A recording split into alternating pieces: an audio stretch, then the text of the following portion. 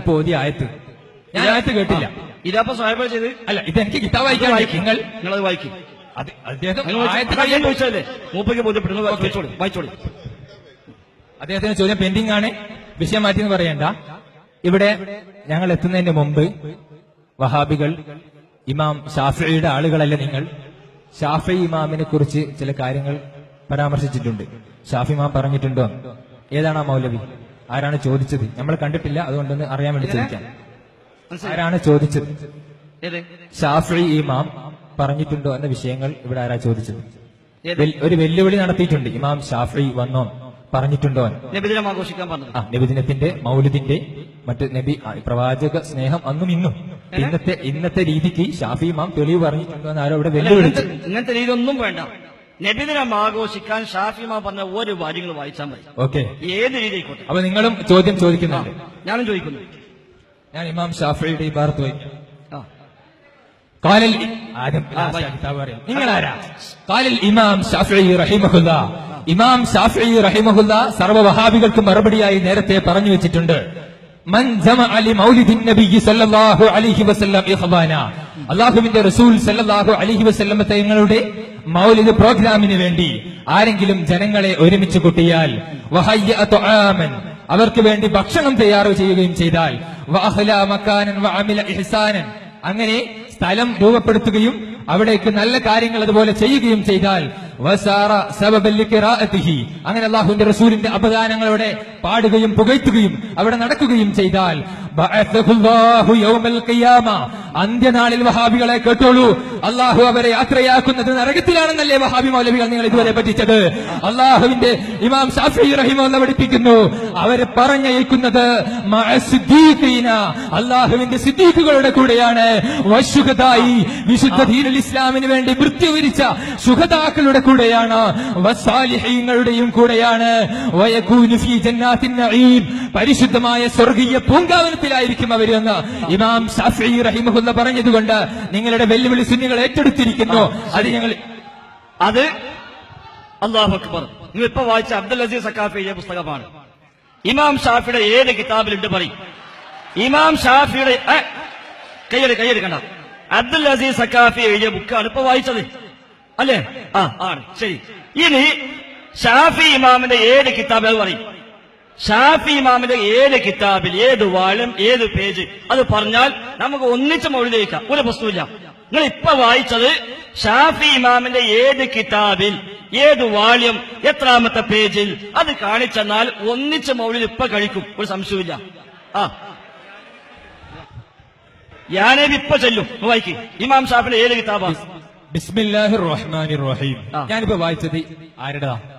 എന്താ ആയത്താണോ? അല്ലേ? ആണ്. അങ്ങനെ നിങ്ങളോട് പറഞ്ഞേ ഖുർആനിലുണ്ട് എന്നുള്ളതുകൊണ്ട് അല്ലെ? ഇമാം ഷാഫി റഹിമഹുല്ലാഹ് പറഞ്ഞത് ഒരു കിതാബിൽ എഴുതിയാൽ അത് അയാളെ എഴുതിയെന്ന് പറയാം. കിതാബ് പറയുന്നത് ഞാൻ കടലാസിലുള്ളതല്ലോ. ഇവിടെ പറഞ്ഞത് ഞാൻ പറയാം. പാടില്ല. വിശുദ്ധ ഖുർആൻ ഒരാൾ വായിച്ചാൽ അത് നോക്കി സ്ഥലം നോക്കി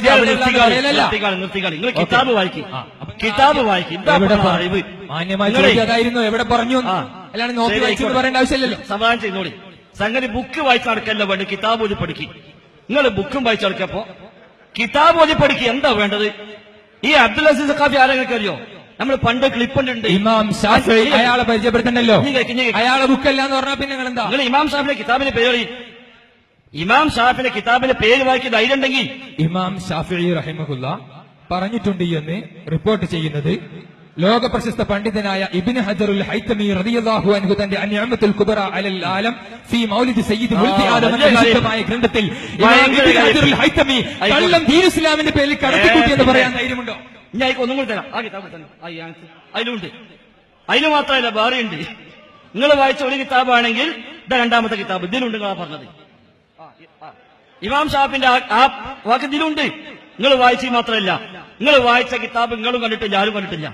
അൻ-നിഅമത്തുൽ കുബ്ര എന്ന കിതാബ് നിങ്ങൾ കണ്ടിട്ടില്ല, നിങ്ങളെ ഉസ്താദുമാരും കണ്ടിട്ടില്ല. അത് ലോകത്ത് കണ്ടവരുണ്ടോ എന്ന് നമുക്കറിയില്ല. എന്നാ ഈ കിതാബിലും ആ വാക്കുണ്ട്. നിങ്ങളാ വായിച്ചത്. നിങ്ങൾ ഇപ്പൊ വായിച്ച കിതാബുണ്ടല്ലോ ഇബ്നു ഹൈതമിയുടെ അൻ-നിഅമത്തുൽ കുബ്ര, ആ ഹൈതമിന്റെ ശിഷ്യൻ സൈദി മഖ്ദൂമി ഫത്ഹുൽ മുഈൻ, അതിന്റെ വ്യാഖ്യാനം ഇയാൻ ത്വാലിബീൻ അതിലുണ്ട്. അതൊക്കെ അവലംബാവുന്ന എല്ലാം അവിടുന്ന് അവലംബം. അത് ഇമാം ഷാഫിയുടെ പേര് ശുദ്ധ കളവാണ്. അല്ലെങ്കിൽ ധൈര്യമുണ്ടെങ്കിൽ ഇമാം ഷാഫി ഏത് കിതാബിൽ പറഞ്ഞു? ഇമാം ഷാഫിക്ക് എത്ര കിതാബുണ്ട്? ഹദീസിലെ കിതാബുണ്ട്, തഫ്സീറുണ്ട്, ഫിഖ്ഹിലുണ്ട്, ഉസൂലുൽ ഫിഖ്ഹിലുണ്ട്, ഉസൂലുൽ ഹദീസിലുണ്ട്. എത്ര കിതാബ് ഇമാം ഷാഫി എഴുതിയോ? ഞങ്ങളൊക്കെ വിചാരിച്ചത് നിങ്ങൾ അള്ളാഹു റസൂലിനും പേരെ പൊള്ളറിയുള്ളൂ. പക്ഷെ സ്വന്തം ഇമാമിങ്ങളുടെ പേരിലും കളവ് പറയാന്നുള്ളത് ഇപ്പോഴാണ് മനസ്സിലായത്. അതുകൊണ്ട് ആവർത്തിച്ച് വ്യക്തമാക്കുന്നു, ഇമാം ഷാഫി എഴുതിയ ഒരൊറ്റ കിതാബിൽ വേണ്ട ഇമാം ഷാഫിയുടെ ശിഷ്യന്മാർ ഇമാം ഷാഫിയിൽ നിന്ന് കേട്ട് രേഖപ്പെടുത്തിയ ഒറ്റ കിതാബിൽ ഈ പറഞ്ഞ വാചകം ഇല്ലേ ഇല്ല, ഇല്ലേ ഇല്ല. പിന്നെ ഇബ്നു ഹജർ ഹൈതമി എന്ന് പറയുന്ന പണ്ഡിതൻ ഹിജ്റ 10-ാം നൂറ്റാണ്ടിൽ ജീവിച്ച ആളാണ്. ഇമാം ഷാഫി ഹിജ്റ 150 ജനിച്ച ആളാണ്.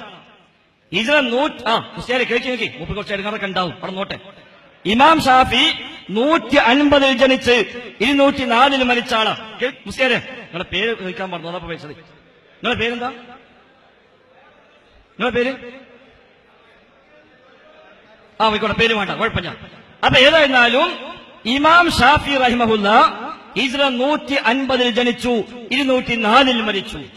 ഇബ്നു ഹജർ ഹൈതമി ഹിജ്റ 911 ജനിച്ചു, 973 മരിച്ചു. നിങ്ങളിപ്പോ ഉദ്ധരിച്ച ആള് 911 ജനിച്ചു, 973 മരിച്ചു. ഇമാം ഷാഫി 150 ജനിച്ചു, 204 മരിച്ചു. അപ്പോ 800 കൊല്ലത്തെ വ്യത്യാസം. 800 കൊല്ലം കഴിഞ്ഞ് ജീവിച്ച ഒരാള് പറയാ ഇമാം ഷാഫി ഇങ്ങനെ പറയും, എവിടെ? അത് ചോദിക്കാൻ പാടില്ല. അതിപ്പോ ഈ ബുക്കിലും ഇതും വായിച്ചോളി. നിങ്ങൾക്ക് ഈ ബുക്ക് കഴിച്ചാൽ പോലെ മറ്റു വായിക്കാൻ ആവശ്യമുണ്ടോ? അതുകൊണ്ട് ഇമാം ഷാഫി എഴുതിയ 100 കണക്കായ ഗ്രന്ഥങ്ങൾ, ആ ഗ്രന്ഥങ്ങളിൽ ഒരൊറ്റ കിതാബിൽ നബിദിനാഘോഷവുമായി ബന്ധപ്പെട്ട ഒരു പരാമർശം പോലുമില്ല. ഇമാം ഷാഫിയുടെ ശിഷ്യന്മാർ, ലോകത്ത് മൊത്തം പ്രചരിച്ച ആയിരക്കണക്കായ ശിഷ്യന്മാർ, അവിടെ ഗ്രന്ഥങ്ങളിലും അതില്ല. ഇമാം ഷാഫി പറഞ്ഞാൽ ഒന്നുകിൽ ശിഷ്യന്മാരെ കേൾക്കണം, അല്ലെങ്കിൽ ഇമാം ഷാഫിയുടെ കിതാബിൽ കാണണം. അത് രണ്ടുമില്ല. 800 കൊല്ലം കഴിഞ്ഞിട്ട് ഒരാൾ പറയാ ഇമാം ഷാഫി ഇങ്ങനെ പറഞ്ഞിട്ടുണ്ട്, കൊണ്ടുപോയിക്കോന്ന് പറയാന്നല്ല, വേറെന്താ പറയാ? അതുകൊണ്ട് ഇമാം ഷാഫിയുടെ പേര് ഇപ്പറഞ്ഞ കളവ് ഇനി നിങ്ങൾ പറയരുത്. അല്ലെങ്കിൽ ഇമാം ഷാഫിയുടെ ഏത് കിതാബിലുണ്ട് ആ കിതാബിന്റെ വാല്യൂം പേജും നിങ്ങൾ പറയണം.